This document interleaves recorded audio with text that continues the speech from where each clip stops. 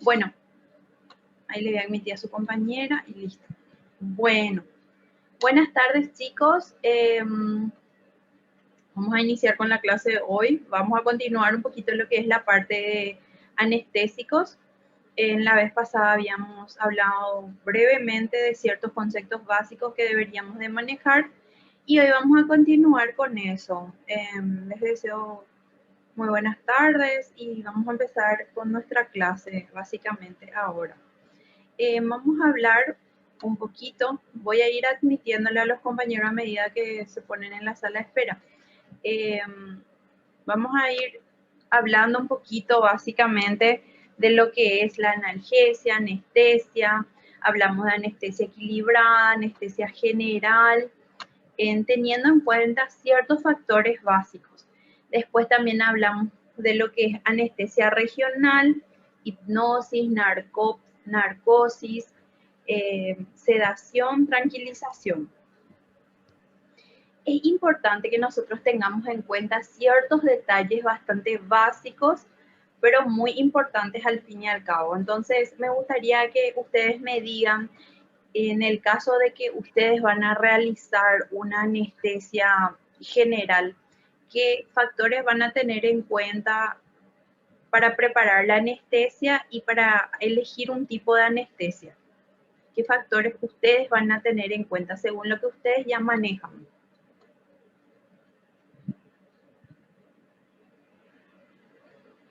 Lo que ustedes ya conocen, lo que ya escucharon sobre la parte de anestésicos.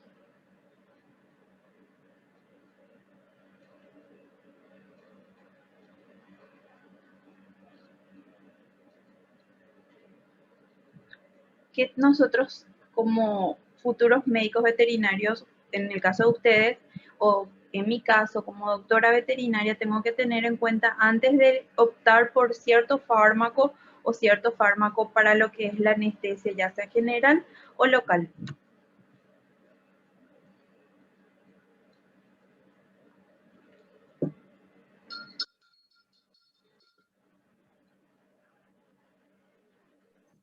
Profe, si tiene alguna patología, no sé, animalito, que sea alguna enfermedad, alguna otra enfermedad de base, si es cardíaco, yo creo que eso tenemos que tener en cuenta. Y si es obeso también el perrito, creo que se recomienda que, si yo, baje un poco de peso o algo así también escuché eh, que suelen tener en cuenta en el momento de suministrarle algún tipo de anestésico.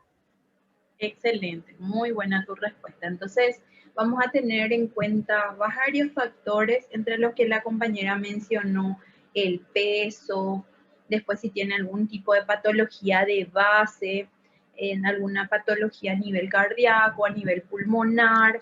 Entonces, siempre evaluamos al paciente de manera completa para ver cómo va a ser el funcionamiento a nivel sistémico ya instaurada la anestesia. Entonces, si nosotros vemos que hay más contras que cosas buenas, entonces vamos a sugerir ciertos procedimientos o vamos a excluirle al paciente de ciertos procedimientos. Entonces, acá, por ejemplo, nos da una lista en general. Nos habla de que la selección del método está determinado justamente por lo que estábamos mencionando, el tamaño, la especie. Un factor bastante importante es la edad del paciente, el sexo, estado nutricional, grado de hidratación, estrés y presencia de enfermedades que ya habíamos mencionado con la compañera. Entonces, teniendo en cuenta todos estos detalles, nosotros vamos a ver cuál es el método más racional, el método de elección en el caso de ese paciente. Después también vamos a ver la especie, como ya mencionamos. Hay especies en los que ciertos fármacos producen más efectos contrarios que efectos positivos. Entonces evitamos o omitimos el uso de ciertos fármacos. Dentro de lo que es las categorías, vamos a clasificarles según esta clasificación que vemos acá. Animales sanos, 1. Paciente con problemas leves como obesidad o ligera deshidratación, vamos a poner en el ítem 2. Pacientes con problemas leves como obesidad o ligera deshidratación, entonces mencionamos en el ítem 2. En el 3 vamos a hablar pacientes con deshidratación más extensiva que supera lo que es el 5%, también problemas, pacientes con problemas circulatorios o lesiones a nivel craneal. Dentro del ítem 4 vamos a hablar de lo que es nefritis, insuficiencias valvulares y deficiencias o disfunciones hepáticas. Y en el último, que es nuestro caso, solamente que le vamos a someter en caso de urgencia, vamos a hablar de un paciente con hipotensión, y está más escrito la palabra hipotensión, vamos a cambiar nomás eso, en shock hipovolémico, paros respiratorios intermitentes. Entonces son pacientes que de urgencia tienen que ingresar al quirófano y no es optativo que nosotros podamos excluirles de ese procedimiento a ese animal. Bueno, básicamente esta escala nosotros tenemos mentalmente y decidimos si vamos a someter la cirugía o si vamos a categorizar y cómo vamos a utilizar cierto conjunto de fármacos. Entonces van a ir aprendiendo características que tienen ciertos fármacos que no tienen otros fármacos, que vamos a ir hablando y vamos a ir desglosando. Bueno, ¿cuál es la característica o cuáles son las características del anestésico ideal? En líneas generales, nosotros vamos a mencionar 9 características, pero hay más características que en los libros se va a clasificar, incluso hasta 15, 20, pero las principales tenemos resumidas acá. Primero que nada, que no se necesite biotransformarse o no siga un metabolismo extenso. Entonces, que se pueda eliminar de manera fácil del organismo, que tenga un metabolismo rápido y que no permanezca bastante tiempo dentro del organismo. Otro factor que es bastante interesante, que también se menciona como el punto número 2, es que no sea tóxico o irritante.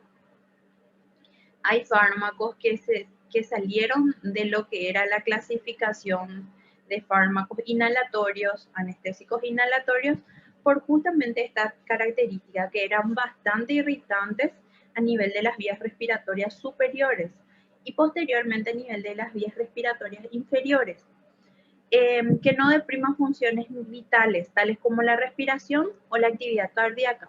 Bueno, que no deprima funciones vitales en un 100% es bastante complicado, que no deprima nada de las funciones vitales, porque la mayoría de los fármacos tiene una característica de producir ciertos efectos a nivel de las vías respiratorias.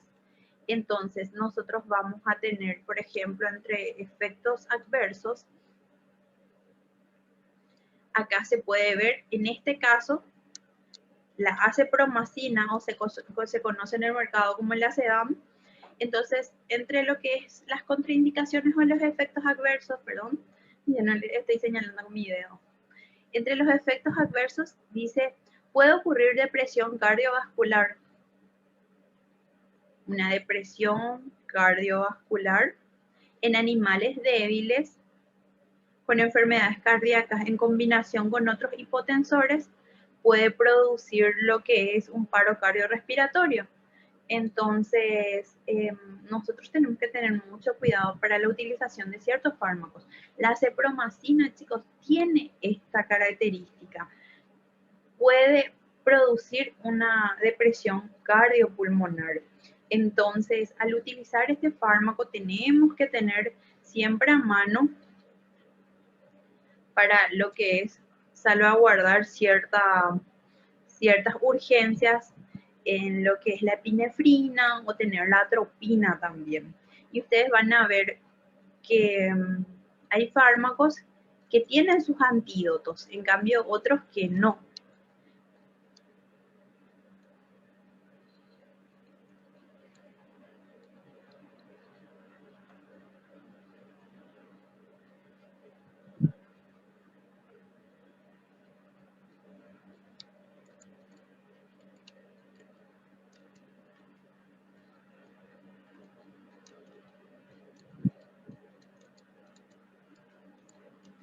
les quiero mostrar de repente cómo se asimilan otro conjunto de fármacos.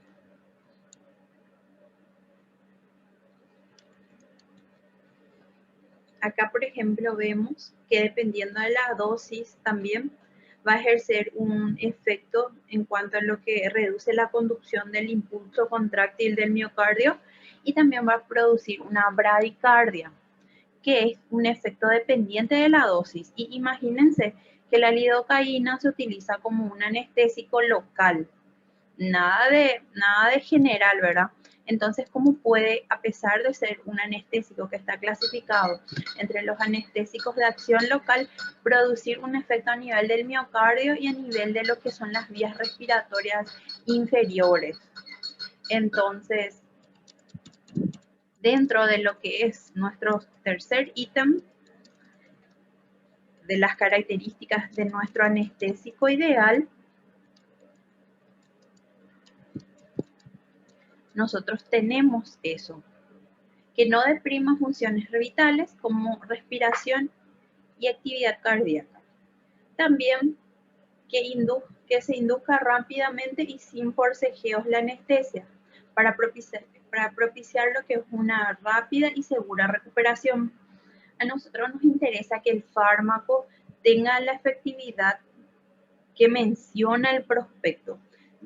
¿Para qué? Para que no tengamos que inducir a repetir la dosis, primero que nada, y dos, a actuar de manera forzosa con el animal, a apretarle, a sujetarle de manera violenta, que no es lo adecuado de hecho, pero en el momento de la sujeción los perros en este caso se vuelven bastante irritables.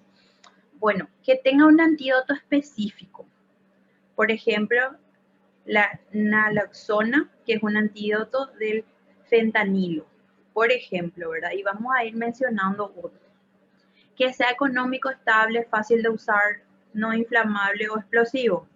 Muchas veces que sea económico y que tenga un efecto estable, no van de la mano. Muchas veces hay fármacos bastante caros que tienen efectividad buena y otros que en realidad no, dependiendo del precio también y del laboratorio. Entonces eso nosotros vamos a ir clasificando a medida que va pasando.